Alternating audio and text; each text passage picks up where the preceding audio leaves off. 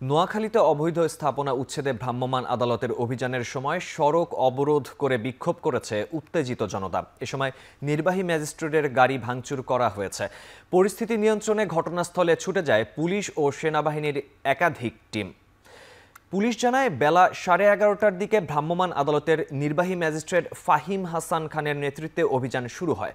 শহরের প্রধান সড়কের দুপাশের অবৈধ স্থাপনা উচ্ছেদকালে উত্তেজিত জনতা সড়ক অবরোধ করে বিক্ষোভ করে। এ সময় ম্যাজিস্ট্রেটের গাড়ি ভাঙচুর করা হয়।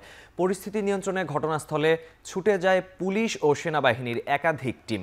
এই সময় পরিস্থিতি কিছুটা শান্ত হয়। দীর্ঘ সময় সড়ক বন্ধ থাকায় যানজটের সৃষ্টি হয়। দুর্ভোগে পড়েন সাধারণ মানুষ।